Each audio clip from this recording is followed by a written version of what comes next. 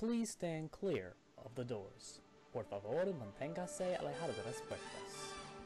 To our new listeners, we welcome you aboard our podcast Highway in the Sky, and hope you've enjoyed the past week. For those of you standing, please hold on to your headphones at all times, and stand clear of the doors. For the comfort of others, no trolling please. Thank you, and enjoy the DisCast.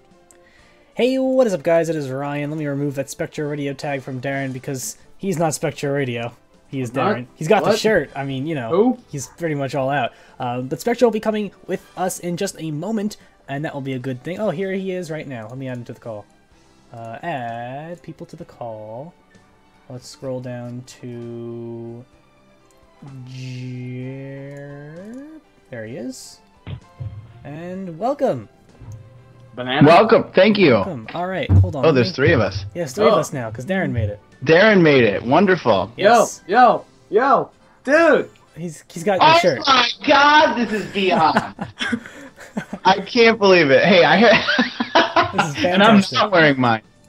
There you go. Hold on, let I me was do this. anticipating you wearing it, and I thought we were gonna match. And He just came home.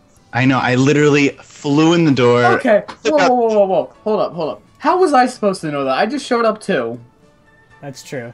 Oh, Ryan. That's that's true. a good point. Jeez. So, why didn't I get pictures from the prom? Like, I don't quite get it. Ooh. Okay. So there's a funny Eats and all this crap. story about these shirts. When we were taking pictures, I forgot them in my mom's car. Aw, Darren. God, how can this happen? How can this happen?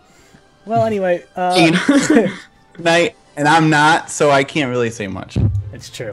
I'll be seeing her on Saturday. We can take different pictures in the shirts. There you go. That'll be good. So, today... Oh, let me open up Skype, because that's important. And today is June 3rd, 2015, and it's shortly after, a little bit longer after 9 p.m. than it normally is, but we're here nonetheless. So how are you guys doing? Huh? How you doing? Wonderful. That is wonderful. I'm glad. How are you doing, Ryan? I'm doing fantastic, thank you very That's much. great. Yes, I know. I'm It's doing great. good. That's good, Darren. That's good. Oh god, the lack of planning for this whole thing is just crazy. We're all over the place. We are and entirely all over the place, but it's a good thing. Hello, I don't know who to everybody. blame for that. I don't know. Hello, everyone. Yes. So we got lots of things going on today, especially the Theme Entertainment Association's annual report, which we'll be Ooh. going over, and that's going to be a good time. And I'll link that into the chat so you can all follow along the big, long PDF, because it's quite something. But first up, we obviously would like to call attention to Spectre Radio. Spectre, you get to do your own plug this week. Hey, if you want to listen to Disney Parks music 24 hours a day, 7 days a week, like Darren's shirt says, you go to DisCast.eu, go to SpectreRadio.us. We are the happiest station on earth, and all summer long, special Disneyland. Yeah, the happiest station on earth on Darren's back. There you go. And all summer long, special Disneyland 60 programming, which Ryan, Oh, yes. I understand, heard his voice on Spectro and got weirded out. I did, because I forgot I sent that in, and then I heard it one day. I'm like, oh, oops, forgot about Oh, that. you did the thing where you. You record the thing and you put something. Yeah, I some did that. people do it, you know, Darren? I mean, Darren. just saying. I was expecting to see one from you. Yeah, no, he's not doing it. He No, No, I'll do it right now. Here. Hold on. downright refuses. Okay, what do I here? I'll open up Audition right now. We're gonna do this right now. Live on DisCast. Welcome everyone to the DisCast. Software Miner, I'm sure you can go get one of those shirts of your own on Spectre Radio's website, correct? You Is it over can. there? If you click on SpectroRadio.us and click shop, you can buy that and much more. There goes Darren. Darren's frozen. He's let it go. Oh, ooh, that was completely necessary. Well, hopefully he gets back soon. But anyway, before we do that, we can talk about some trivia, I suppose. In lieu of Software Miner wants that shirt now. that. And he can get Just that shirt now. putting it out there. Sorry, Ryan, I didn't We mean to can give interrupt you. away. We can give away a shirt at some point. That'd be a good thing. You know what? I think maybe I'll do a giveaway before the summer is out. So I tune in do. and stay tuned for details. There you go. We'll do. Obviously, you can follow him on Twitter as well at Spectro_radio. That's right. Yes. So, our trivia question last week, we've been doing, I don't know if you've noticed, we've been doing some Disneyland-themed trivia in lieu of the 60th anniversary. So last week we asked everyone to tell us why the Storybook Canal boats did not open on opening day. Spectre, do you know why? No, I don't, actually. Ooh. My guess would be that the water dried up. No, it was actually a lack of landscaping. The plants weren't in yet. Oh, okay. Yeah, all the landscaping wasn't done. So there was just some weeds around, and Walt told his team to name all the weeds so it'd be more interesting. I think I read something about how in the beginning they had a special name, like a joke name for it, like it was like the mud. Wasn't there something like that? Am I making that up? No, I think I know what you're talking about, but I just can't think of what it is. Yeah, but yes, it sounds familiar. Yeah. So that's that, and. But a bit of trivia, the Rivers of America, that's what it was. Rivers of America, when they filled it up, they didn't realize how dry the soil was. Oh. And so when they came in they filled it up, right? And then the next day they came in and it was dry because all the water had drained out the night before and they had to quickly pave it and then fill it in order for it to be open for opening day because it was all dried up. Ah, all right. Disneyland trivia for you. There you go, Disneyland trivia. Gotta love it. Very interesting. So that was last week's trivia question. I think Hitch might have gotten that, but nobody knew. So it's our same old cast of characters answering our trivia questions. We need new people to answer them, guys. I can see people in the chat right now who haven't won trivia yet, so you guys gotta get on that. Come on. And you have a really good chance to do so this week because I think this is a fairly easy one. I saw Tomorrowland recently, so I'm in the 1964 World's Fair mood. Obviously, it's Disneyland's 60th anniversary, so it's an attraction that was formerly at Disneyland. Here's the question. If you think you know the answer, head on over to Twitter and tag us at DisCast Show with the hashtag DisCastTrivia for your chance to be put on the trivia card of winners. And the question is, who was the original sponsor of Carousel of Progress? Oh, yeah. This is so easy. This is a really easy one. This is a very, very easy one. So this is like amateur hour. It really is. So get on over to Twitter, tag us at DisCast Show with the hashtag DisCastTrivia. I want to hear my phone buzzing right now because people better be getting this. So I'm seeing Tomorrowland tomorrow night. Ah. How perfect is that? So what did you saw it? When did you see it? I saw it. Well, the Thursday that it came out because they do the day before previews at some theaters. Mm-hmm. So I saw it that Thursday. Did you love it, or what was your thoughts? As a movie, it's all right. But the fact that the premise of Tomorrowland, the premise of the whole future-y kind of thing, got me really excited, and the whole ideas and that they presented in there got me very excited, and I really liked that. But I think if you just look at it objectively as a movie, it's all right. Yeah. What I really like, though, and I showed this on the show when I got them, are obviously my video's not on the Skype call, but I think if you they gave out these e-tickets, and they look like Disneyland opening day e-tickets, but instead of what attractions you can go on, it has information about the movie on it. Okay, that's like a replica e-ticket. Cool. In 30 seconds. I see it now. There you go. 30 seconds ago, showing it to me. Yes, I really love these things. I think it's awesome. That's great. So I got a couple of those. I took some extras because oh, now everything on my desk falls off. All my iced tea bottles all over the place because I don't clean up anything. But yes, where did Darren go? Darren's internet just break? I have no idea. He's gone. He's gone. Well, I guess we'll see, but we'll continue on without him for now. So yes, if you think you know the answer to our trivia question, head on over to Twitter, tag us at DisCast Show with the hashtag DisCastTrivia. And now we'll move on to some news. All right. So we have a few small things to cover before we actually get to our main event of the TEA's index. First off, we have a new tenant coming to Disney Springs, and it's in association with the NBA. It's the NBA Experience at Disney Springs. So apparently it's going to be an expansive, one-of-a-kind destination with lots of... Oh, is Darren back? No. I have 99% uptime. Heaven forbid that 1% of downtime be during the podcast. Of course. That's anytime. So what do I have to say for this thing? I'm sorry, did I interrupt something? We're talking about What are we talking about? We're talking about the NBA experience coming to Disney Springs. Yeah, that's now. stupid. Here, we're gonna do the Spectre thing right now. What do you want me to say? He's recording his promo right now. Oh yeah, I forgot about this. Yeah. Say that. I thought that's what was happening during the last 5 minutes. Yeah, that's why. No, thought too. I was hitting my modem against the wall. Oh, right. Okay. You have a modem? What? Okay, so Darren, say, hey guys, it's Darren from the DisCast. I love listening to the whatever.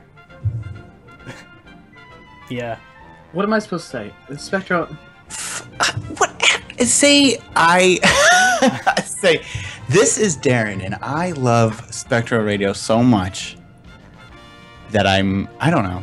Oh, That you I- want this thing to that be I'm like wearing 30 a minutes? shirt right now. Yeah, I think we need to do this after hours. Yeah. No. Okay. Oh, he's gonna do it now? Hey now, guys, really- it's Darren. I'm here right now doing stuff. You know, YOLO. SpectreRadio.us. Cut. Bye.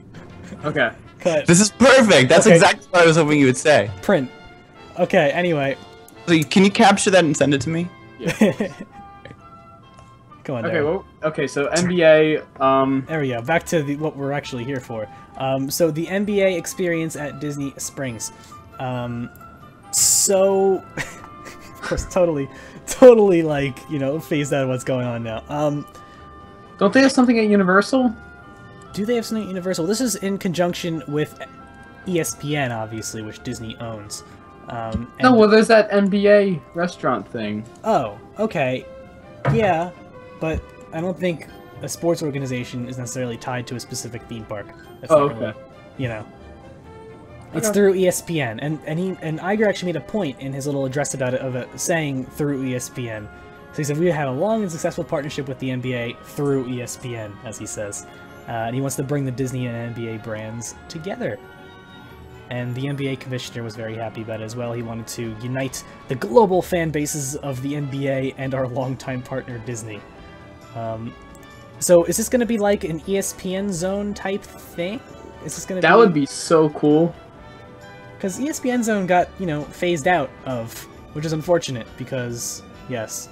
And apparently... The issue, hold up, the issue with something like that is sports are ever evolving, and so in order for something like that to work, you need to be ever evolving with it. Like, if you stop putting attention into that for a day, it falls behind. Okay. Oh, so you think they're gonna have like a Look, sports grow relevant with a continually updating, like things involving sports I'm talking about. They maintain relevance with either having something to do with classic sports, like some, you know, big hero from X number of years ago, Right. or maintaining as relevant and current as possible. So if you fall in the middle of that, you don't reach any audience. Okay, I get what you mean. So, like, you know, people either care about the Yankees of today, the Yankees of, you know... 1920s, yeah. 1920s. They don't care about the Yankees 5 years ago. Exactly. That makes sense. I see what you're going for there. So they need to kind of either, you know, keep evolving it to be current or keep it classic, which makes sense. And I think keeping with the theme of Disney Springs, they would want to go more classic. Right, and apparently they're going to have tons of NBA video productions. It's probably going to be the stuff you see on, like, the NBA ESPN. networks and ESPN and that kind of stuff all over the place. And also numerous interactive experiences. That's interesting. Now, I saw an article in Wired, I just remembering this now. It was an interactive half-court where you could replay some, like, big shot that Michael Jordan made at the end of some NBA finals. And it was like a big immersive experience. And the first thing that popped into my mind is, this is like some kind of, you know, thing that Imagineering would do. Yeah. And so I'm wondering if we're going to see something like that, like an actual interactive, almost like augmented reality style basketball game kind of thing. Is Yeah. that cool? I think that's an interesting idea. Now here's something else that the author of this article in WW Magic put in. He said that Disney did not announce an opening date or location for this, but the size of the project would appear a very good fit for the Disney Quest space. Oh. Yeah, I knew that would get some O's. We're back. Yes. Wow. Because, you know, people... That's an interesting twist because we've been talking about how that's, you know, had nothing It's very 90s. announced or discussed at all, and you know, now with Disney Springs, it's especially gonna stick out like an eyesore. Yes. Yeah. And I mean, I've talked about my stance on Disney Quest in the past. I think I've even done it with Spectre on the show before. Talking about how it should be more, they should update it to be more cutting-edge technology and that kind of stuff.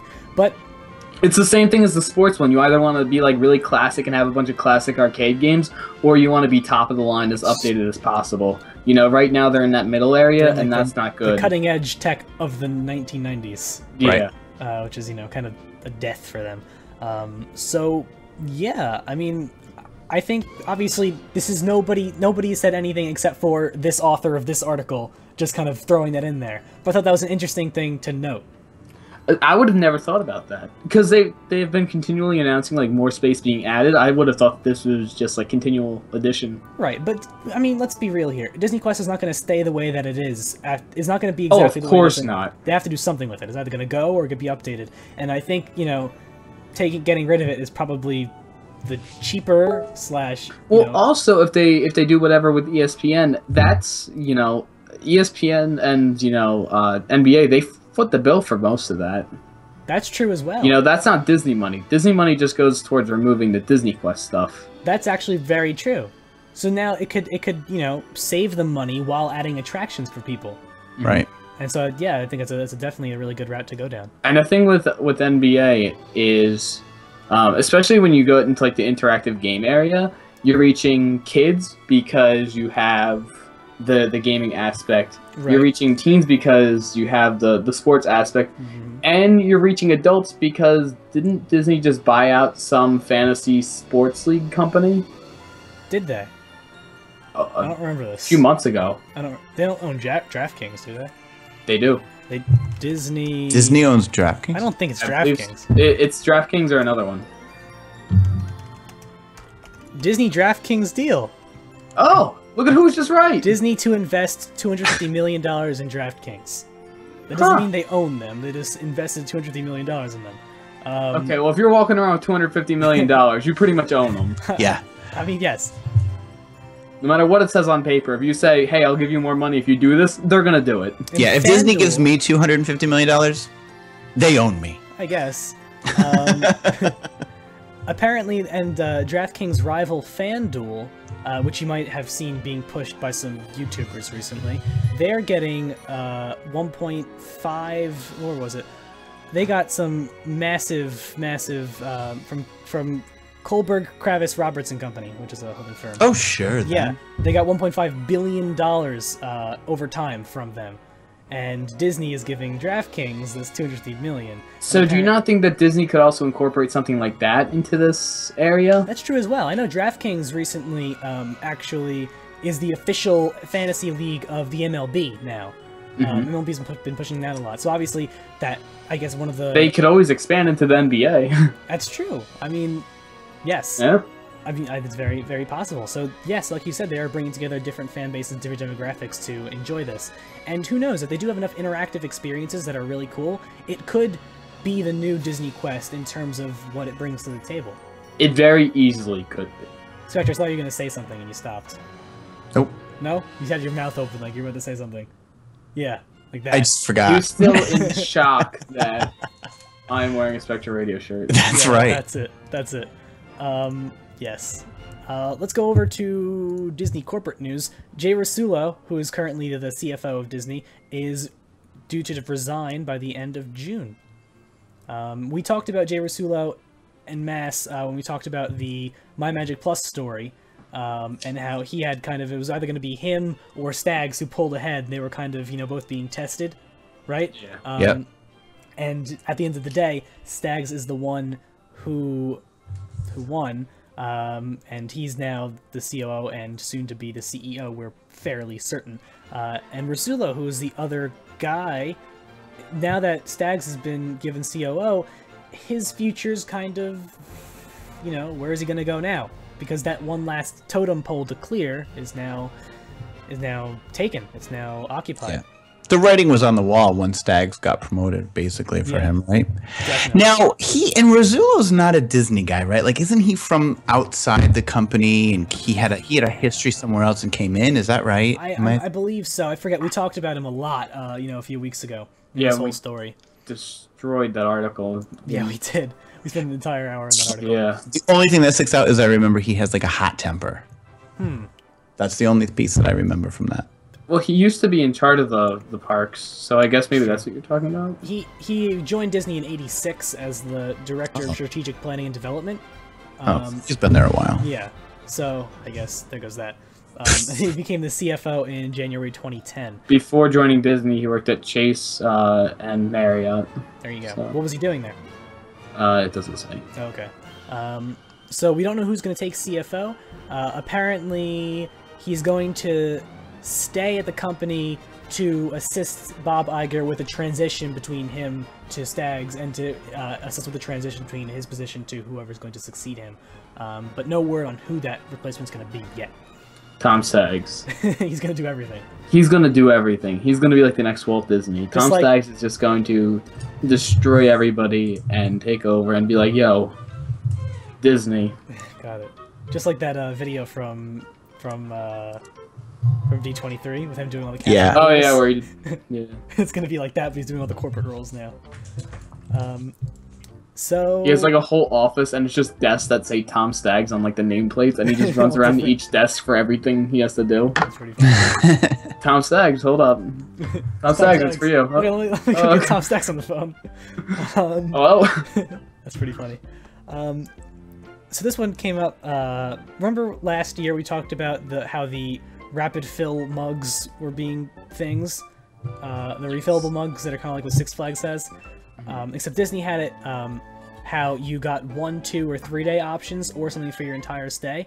Well, they're nixing that 1, 2 day, and 3 day options, and now it's just your entire stay is $16.49 plus tax. And I love that. Now that could be bad if you were staying for 1, 2, or 3 days. Well, so it was cheaper if you had 1, 2, or 3 days. It was what, like $9.99? It was 1 day. It was $9. 2 days. It was $12. 3 days. It was $15, and then it was $18 for the whole stay. Now they've decreased that for the whole stay, but they've upped it if you were staying 1, 2, or 3 days. so here's the thing, right? Yeah. The average vacation is, we're gonna assume the 4 parks and 2 water parks. So that's what, 6 days?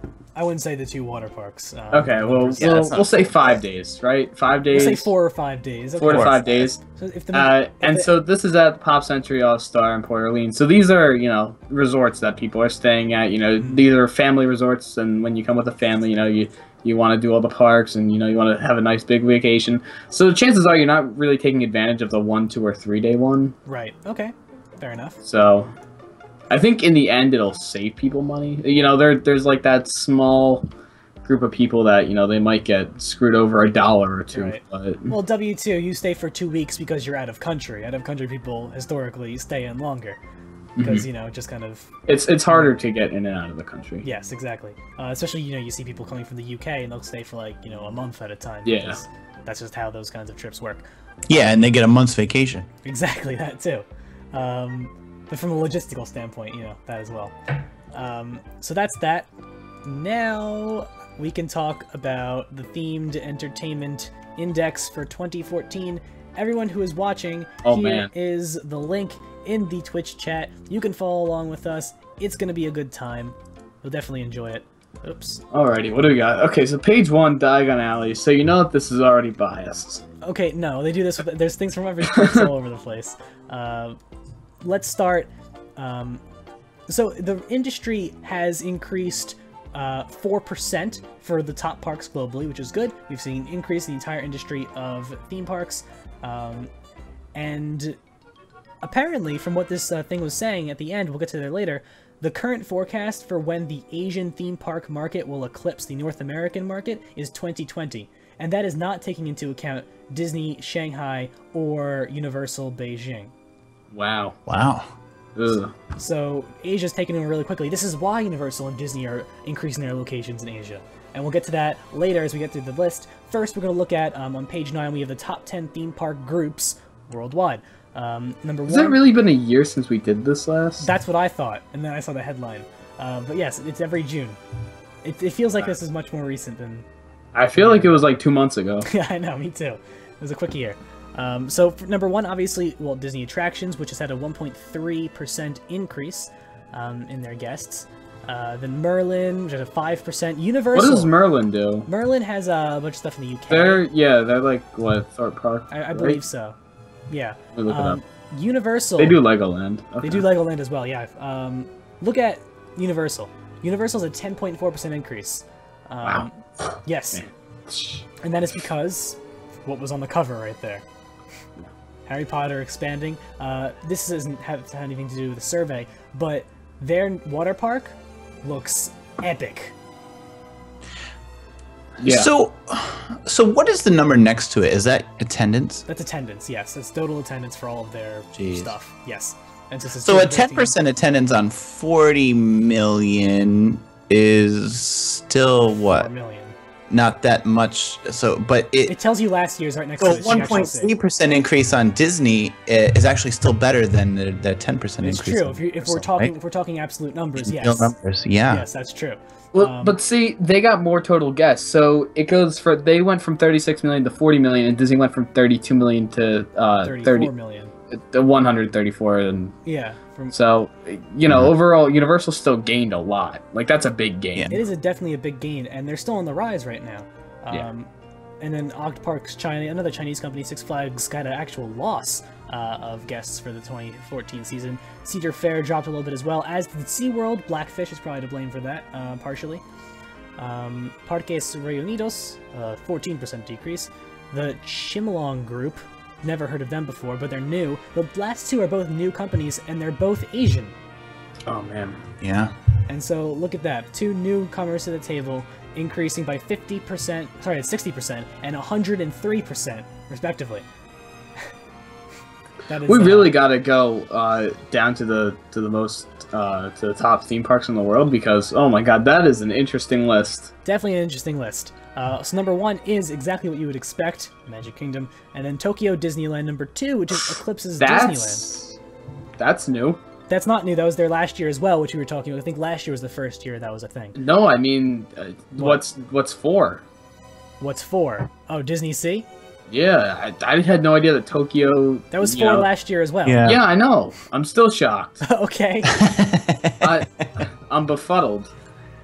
All right. There, wow. I mean, the standings haven't changed, except for Epcot actually dropping to Universal Studios Japan. Look at that. Man.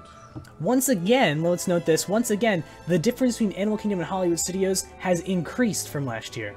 Last year, it was only like 80,000 people. Now it's several million. Now it's several hundred. Now it's 100,000. I can't do math. But now it's 100,000 people difference. So that's a little insane. They both increased by the same amount, though, so that didn't really help them. Didn't really help the Hollywood Studios. And so the question is this going to be the year that, at D23, are we going to hear these big Hollywood Studios news? Because it really needs it. Because currently the lowest performing park. I mean, don't get me wrong, 10.3 million people is still... That's a bunch of people. It's a bunch of people, still number 8 in the world. But when you're talking about the competitors who are gaining traction, like down at number 11, we have Universal Studios. How is Disneyland Paris at number 9? Disneyland Paris is number 9. Because it's number 1 in Europe. And so at some point that comes in there. It's losing them a lot. So does that account? Because if you look at it, Magic Kingdom up 4, Epcot is up 2, and total Disney parks is up 1.3. So is that Disneyland Paris drop? Is that what is bringing total Disney attractions down to the 1.3%? Definitely, because both Disneyland parks, if you look, are both down 4.7%. Both in Paris. Yeah. And they're the only ones seeing a loss. And this is nothing new. This is, this is the kind of... Universal Studios Orlando, 17% increase. 17%, they're 16.8 in Japan. Universal is on the rise. Now, Islands of Adventure is exactly the same from last year. Literally the exact same number. Now, I don't know if that's just Universal reporting the wrong thing, which could happen. But, I mean, it hasn't changed. Which just goes to show that all of that increase has come from Harry Potter and Diagon Alley. Which is weird, because you would think you'd see both of them increase as people want to get to take the train and go to both parks. But I guess not. But maybe it was the same people, like, there's nothing new. There's nothing quote-unquote new about that, right? It's just a different way of getting to the two parks. True. Look at that number, that 38.3% increase on number 18, which is another Chinese park, which saw an increase of, 1.5 million people. So China is definitely gaining prevalence. I don't think you'll see anything in Asia here that is losing. They are all gaining. Which is a little very insane. impressive, though. And, Disney Sea is actually, and Tokyo Disneyland are actually, like, the bottom there. They're, like, the bottom of Asia in terms of their growth. So there's lots of little guys, gaining on the big guys now. Now, absolute number speaking, yes, they're far apart, but when you're not growing as much, and that's why Disney is going and, chucking in money at Shanghai. So yeah. Shanghai's gonna make a stupid amount of money. Shanghai's gonna make a stupid amount of money. Yes, to just have the market is in Asia right now. So that's going to be definitely interesting to see. So worldwide, there's a 4.1% increase in the top 25. And the top 25 theme parks worldwide all had 223.5 million people. So that's pretty insane. Now we move on to water parks, which also saw an increase, 2.8%. And once again, I mean, China's at the top, Chimlong Water Park, then Typhoon Lagoon Blizzard Beach, and then some random place in Brazil has gained 17.5%. I think we were. You know what's great is how much smaller the water park numbers are than like the regular theme parks. No one goes to water parks. I mean, yeah.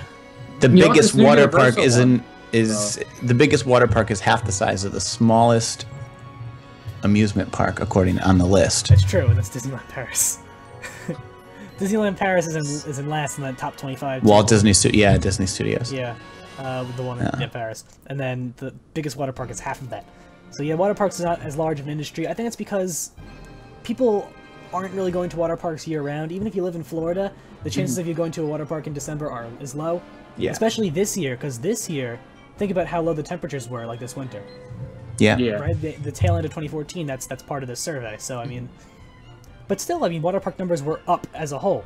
So, there's still a 2.8% increase in water parks, even though most individual parks saw decreases. Yeah. That's interesting to note.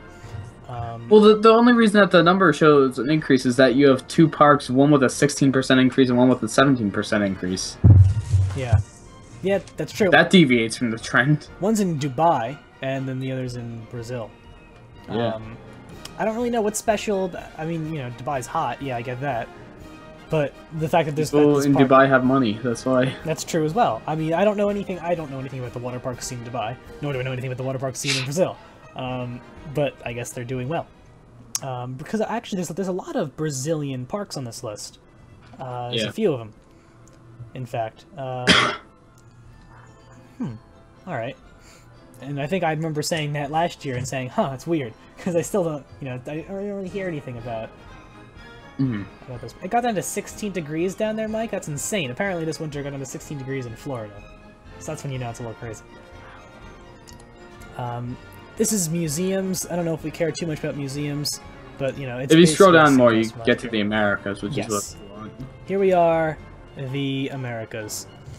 Let's see, is there anything interesting in this little blurb at the top? There was something at the bottom that I saw that was interesting. And he says the growing size of the Asian market is making itself even more apparent with the reduction in the number of U.S. theme parks in the top 25 parks worldwide from 11 to 10. Last year there were 11 parks, and then now there's 10. I don't know who got booted out, but it was replaced by more... Probably a Six Flags park, maybe. Probably. It was replaced by more Asian parks. Actually, it was SeaWorld Orlando. Oh, there you go. Down 8%. They mentioned that the World Cup had an effect on the differing effects on attendance in Latin America parks. That makes sense. Would you think that might be why the Brazil... That makes perfect sense. I was not even thinking about that. Yeah. And now that I think about it, that makes perfect sense to why the Brazilian park's up so much. So I'm sure that town's near Sao Paulo. That makes perfect sense. I honestly was not even... That doesn't even cross my mind, but yes. That's probably it. Yeah. We expect to see growth in Dubai as well, according to the survey. They want to see water parks in Dubai rise. Very nice. There you go. And now we're at top 20 amusement parks in North America. Disney is the top 6. Of course. But then comes Islands Adventure Universal Studios. Islands Adventure is still, more popular than the actual main Universal Studios park. Actually, no. Look at the numbers. Universal beat Islands of Adventure by Oh wow, 100,000. this list is printed wrong. Okay. No, I might have gone off last year's numbers, because look at last year. Last year it was ahead. I see. I don't know what it's listing the order off of. Maybe it's averaging the two, and whichever one is I higher. don't know. I think it should be it might just be a typo. It's the same thing if you go down to SeaWorld. Okay, maybe it is by last year's numbers then. Because last year's, is that how it is on the other one too? Yeah, that makes sense. So yes, Universal we're seeing increases in the Universal side of things. Hollywood got a big increase as well with 11%, and Hollywood next spring is going to have Wizarding World of Harry Potter there. Hollywood also just opened up the big expansion for the Simpsons area, and the new Fast and Furious came out. Right. The new Fast and Furious area, the backlot tour. So we could expect an increase because of that. Yes. It'll be interesting to see what the relative increase is, though, because you've also got Disneyland celebrating their 60th this year. So true. New parade, new fireworks, new World of Color. So will Plus it it's a rare event. will it just be like a wash, and You know- they'll both increase, and that's it? That's true. On the side of them both, Disneyland isn't just increasing because of that. Disneyland's also increasing because, just in general, it's the 60th anniversary. Even if there wasn't anything new there, it's a historic event. That's true. So Right. And the other thing is this the first full year of Cars Land being open? I Because think that last year was. Last year was the was, first full yeah. year. Oh, okay, so maybe that won't have as much of an effect. But, it still probably is people trickling in to see Cars Land because, for the next 2 years Grizzly or so, Peak Airfield, Grizzly Peak Airfield is, this year. the new Soarin' stuff for New next year. Soarin'. New Soarin'. I think the new nighttime shows are going to have a large effect, though. Because that's things that more general people are going to care about. And not, Soarin' is now digital. Right. Kind of the way that it is. 2 Six Flags parks make the list, Magic Mountain and Great Adventure, respectively. Magic Mountain saw a decrease. Could that be because of the relative increases of everything else in the California area? Most likely. Great Adventure stayed exactly the same. Great Adventure stayed exactly the same. A couple of Busch Gardens parks in there, and Knott's Berry Farm posted the same numbers from last year. But I think this next year it's going to move up a little bit because they've just been crazy with garnering the respect of the LA theme park goer community. Great Adventure is probably going to increase this year too because they're open for Christmas. Yep. Like That's normally true. they close at the end of October. Yeah. This time they're open through January. So Yep. we'll see how that has an impact on them. So I would expect, at least a few 100,000 more people there. Yeah. And then obviously SeaWorld. Both SeaWorld properties saw decreases. 8% in Florida and 12% in California. Blackfish, is that alone to blame? Oh yeah. You think Blackfish is entirely responsible for Oh, 100%. 400,000 people not going to a Yes. park? Okay. All right. I think they just haven't stayed relevant either. Like, the only news that they've been in for is Blackfish. It's the only thing that's put SeaWorld Which in is the why news. Blackfish is detrimental to them. I think the new roller coaster, they can't build that thing fast enough in Orlando, and the Big World project can't be built fast enough in San Diego. Right. Yeah. So that is that. And Hershey got a 1% increase. whatever. Hershey just kind of is by itself. Yeah. Like, that's not that company's main source of revenue, so I don't think they really care that much. No. It's not like your Disney or Yeah. Universal, which makes a substantial amount of money from their and substantial amount of revenue from their parks. Latin America, that park in Colombia though, the World Where? Adventure Park, number 5, Parque Mundo Aventura, in Bogota. 23% increase. Very impressive. Yeah.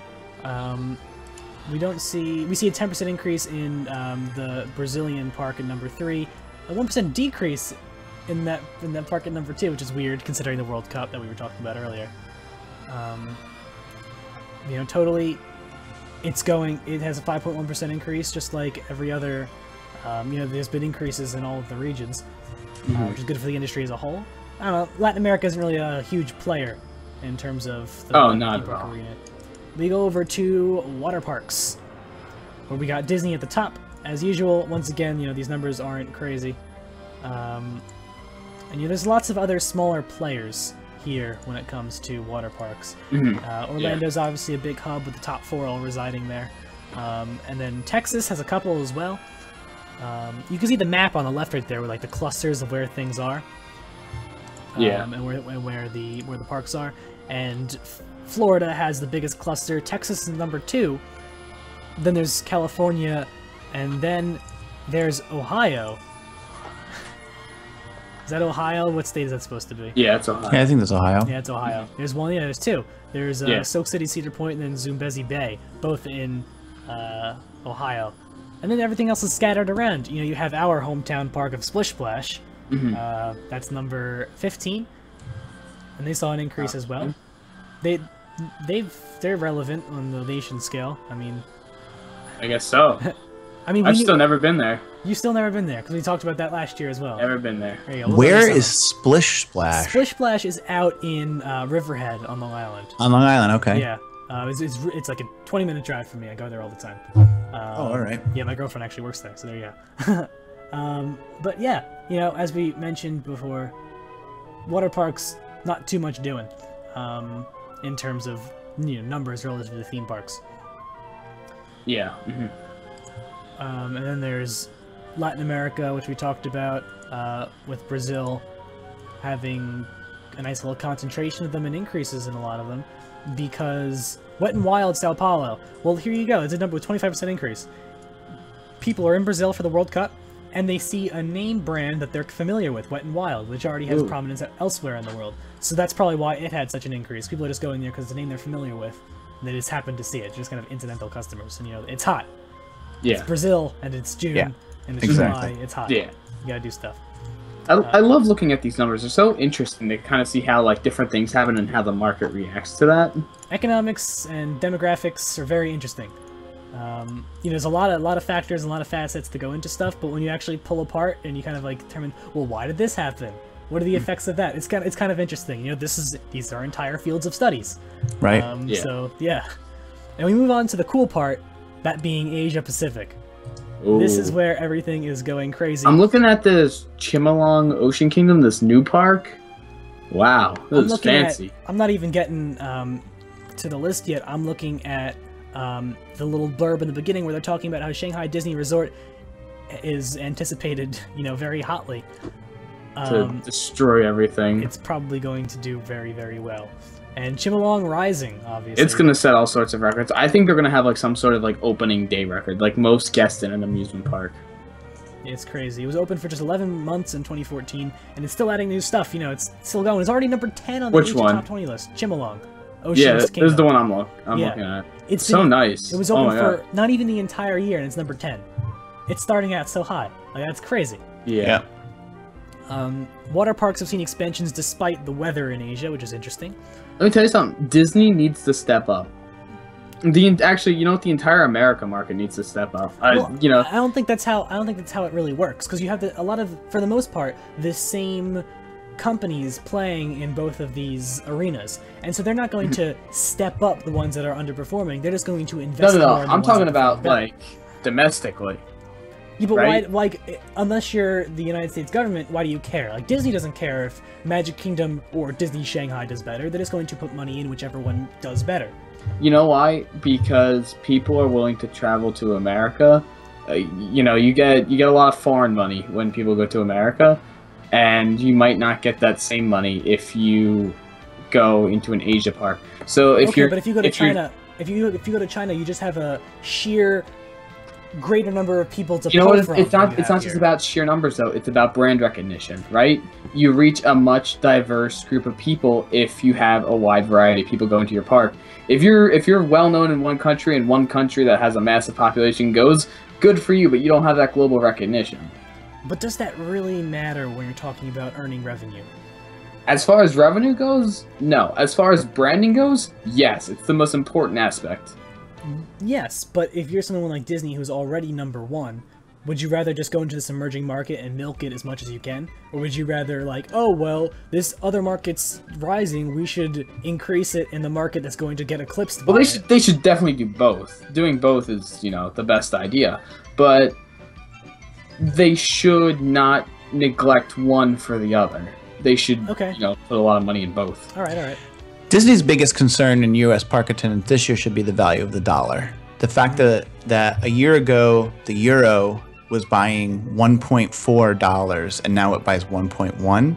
U.S. tourism in America from Europe is down something like 30% this year, and also from Canada. So last year, where the Canadian dollar was almost at parity with what the dollar is, now you're buying a 1.25 Canadian dollars for every $1. So Canadians are staying home, Europeans are staying home, and that's having a big effect on U.S. retail, and I think it's going to have a big effect on U.S.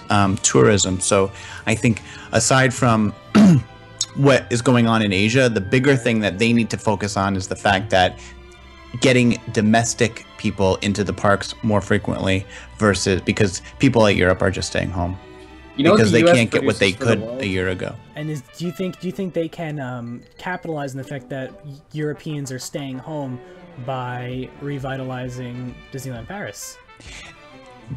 That's a really great point. I mean, that they might see it without doing anything. They might see a natural uptick. People who are in the UK, which is the second largest country who visits Disneyland Paris, right, might say, you know what, we're going to stay home from Disney World this year, but we can go to Disneyland Paris because our pound is worth more in Paris than it is in the States. Right. It's compared to what it was a year ago. Exactly. It's not just that, but Disney is a very diverse company.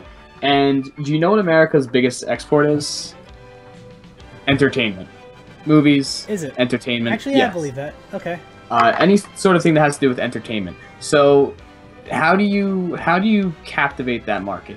You know, the United States is the biggest consumer and sender of entertainment things. You know, we're talking movies, music, right, TV shows, whatever. It's all based in the U.S. and it all comes from the U.S. and goes everywhere. So, besides saying, oh, let's just focus theme parks in Asia, you lose. I'm trying to drive home the point of brand recognition and, you know, brand awareness. Sure, Disney is known. You know, you don't need to see a commercial for Disney to know, oh, hey, let's go to Disney World. You just know that because Disney has done such a good job at it. And the second they give up that grip on it, things are going to make a downward turn. But it could be an upward turn for them elsewhere in the world. Because you're saying this market, the Asian How many market, Americans want to go to Asia? Why do they care when they can make so much money just staying in Asia and just... Because it's the other things that Disney does that matters. Yeah, but I don't think... Disney's obviously not going to decrease their brand recognition in the United States. That's not going to happen. What I'm saying is, when you're talking about where am I putting... When you're not increasing, you're decreasing. Even if it stays the same. Look at all the 0% on this table. They seem and they've lost recognition. All right. If you're not gaining, you're losing. Your prices go up every single year. Your costs go up every single year. And if you're not gaining guests, you're losing money. All right. Very good point. Cost of operations will always go up. Right. Let's look at the non-Disney players in the Asian market, though, because there's some really big ones. Universal sees an increase in Japan, as well as they have been in their American parks. They're gaining prominence, and if they increase at the rate that they do, they might be eclipsing the Tokyo Disney properties. Hey, it was just announced that NBA City is closing at Universal. Yes, I saw that. So that always goes back to what we were talking about before. NBA City, Universal is gone. Yeah. All right. I wasn't here for that, which is why I thought it was weird that both were going to be opened up at the same time. Yes. Yeah, so there you go. So I guess we have a date for when the new one's going to be opened at the earliest. Yeah. August 31st. Yeah. So look at that. There actually are 2 decreases here in Asia. One's Nagashima Spa Land. Spa Land? Is there really a spa-themed theme park? Is that what this is? You know, you're forgetting Google exists. You know, I'm forgetting the Japanese have some interesting interests. No, it's not a spa. Like, there's pictures and it's a bunch of roller coasters, which looks really cool. This looks like the equivalent of, like, a Six Flags park. Alright. Does spa mean something else? Spa can mean springs. Okay. Okay, especially because we're talking... Okay. So maybe it's about springs. Maybe. Like Disney Springs? Exactly like Disney Springs, yeah. Yes. Maybe Disney's stealing them, that's why their attendance is down. Ooh, there you go. That could be it. Yeah. So, Hong Kong Disneyland's up there as well. And, you know, overall, this market's on the upturn. There's Chimelong Ocean Kingdom just at number 10 out of the gate, which is crazy. And I think that goes to show like I was saying, the amount of numbers you have in China. The fact that a new park can just It's open just- some cool stuff and just get 5 million people out of the gate, that's crazy. That's a crazy cool park, though. It is a crazy cool park. You have to look yes. up pictures of it. It's fascinating. Yes, yes, yes. They're like a SeaWorld park too. How come nobody's mad at these guys? Yeah, and number one. And they have killer whales. Number one for water parks in Asia and Pacific is Chimelong Water Park. There's another spa castle in South Korea, or spa thing. I mean, you know, it seems to be very. This list looks very similar numbers-wise than North America's. In terms of the water parks, it seems to be, you know, very similar. What's the top and what's the bottom of this list? Right. In fact, I think the bottom of this table is actually higher than what the bottom of North America's is. Yeah, it is. Yeah, look at that. So, yeah, there you go. Let's go down to the. You know, though, there's a lot more closer numbers though. Like the U.S. one's very like diverse. Right. Okay. And I think there's just I guess it's just a lot more parks in Asia. Asia covers a lot more space than the Americas, and there's a lot more people, so there's a lot of different factors. Yeah. So moving over to the Europe, Middle East, and Africa market, number one is good old Disneyland Paris, which is down 4.7%, and just still miles behind it. You know, it's not going from the top anywhere soon at the moment. Miles behind is Europa Park in Germany. Which I've heard very interesting things about from roller coaster fans. They have a Spaceship Earth. Yeah, that's the Spaceship Earth Park, isn't it? Yeah. Yeah. What else? Disney Studios going down again, 4.7%, the same as Disneyland Park. Thor Park's on the rise. What are the names we got here? Alton Towers, little rising. Wait, the mascot for Europa Park is a mouse wearing a tux. Really? There's a picture of it, and like the little mouse with the tux, and there's like a lighthouse, and then there's Spaceship Earth. Why has Disney not done anything? And there's a monorail in the background. What? This is funny. This is really funny. Disneyland Paris needs to be worried about those guys. I mean, they're number 2. They have a Spaceship Earth, though. This is basically a Disney copy. That's what it's trying to be. What was that one park that said, "Don't go to Disney, it's too far"? Like that was their tagline. There was something in yeah, China. it was one of those like China like knockoff parks. Yeah, it was pretty funny. I forget who we were talking about that with. It was like Xing Chong Land or something like that. Yeah. It was just Xing Chong. I like how Legoland's domestic park in Denmark is like the worst one, like worldwide. I mean, you know, there's not really that much market for a theme park in Denmark, I guess, but, you know, just funny because that's where Lego's based. It's funny to see. What else we got? I don't know. Europe's pretty bland in terms of the theme entertainment. They don't got market. much going on. Yeah. There's a water park in Dubai called no, sorry, it's Abu Dhabi, called Yas Water World. Yes. And it's number 9 in that list. So that Merlin Entertainment group that had the, what was it, like that 25% increase, that's Alton Towers, Thor Park, yeah, and then Legoland. Legoland, you know, just things.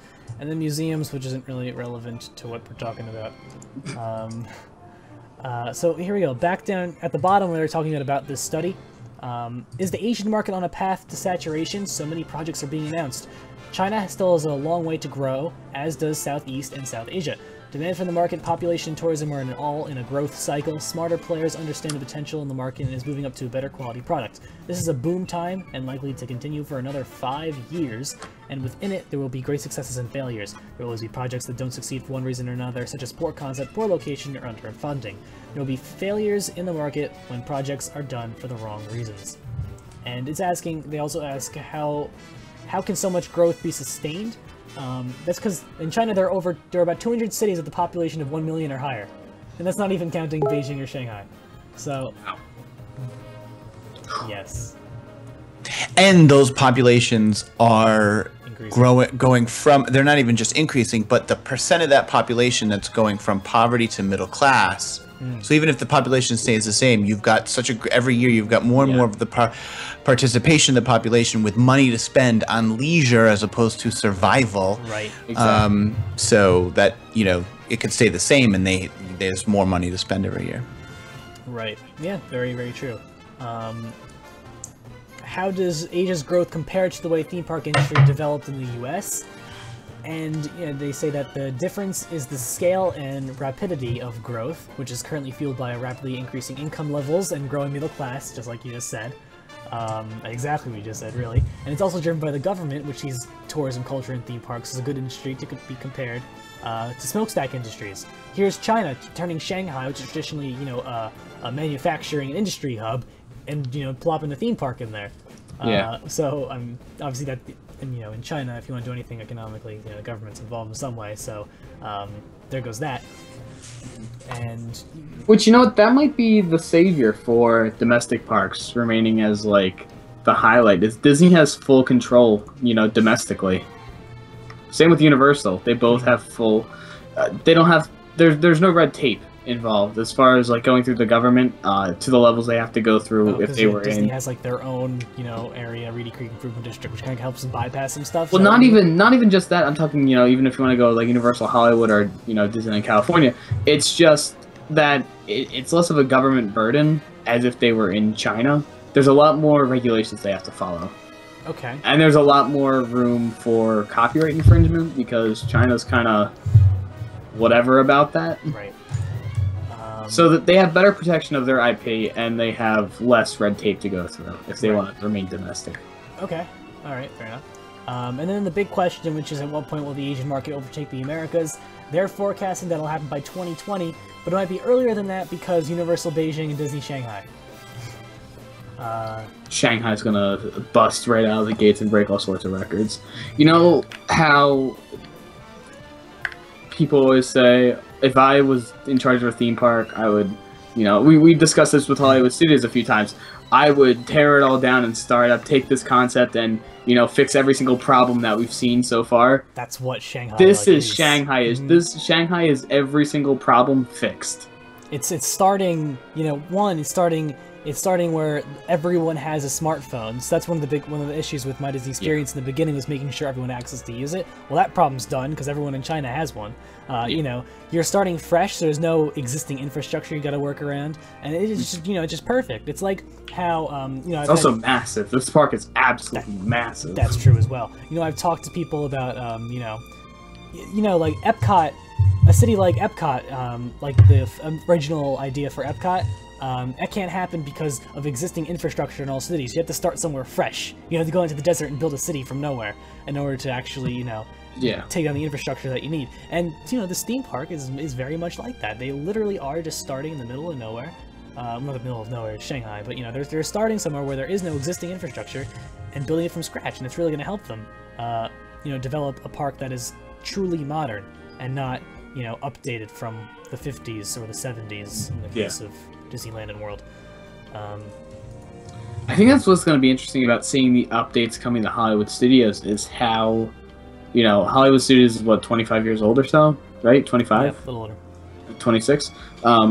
Is seeing how things that have been there since, day one, seeing how they can be updated and, worked in with, the changing time of technology. Right. As far as in the theme parks go. Yeah. And it's going to be a very interesting year for theme parks. We have so much stuff being either announced or being opened in the next year. So it's going to be interesting to see what this list looks like then. So yes, we're getting at 9:58, so I think we're going to end it off. Alrighty, guys. It's been a pleasure, guys. It has been a pleasure. Good having you. Hey, it's been great being here once again. Yes, thank you for coming. Darren? Thank you guys for watching. Don't forget to subscribe to us on YouTube. Follow us all on Twitter. Don't forget to donate on twitch.tv/DisCast. And we shall see you all next time. Good night, everyone. Go get your Spectre Radio shirts, just like that. That's right. Get them now. That has to happen. Good night, guys.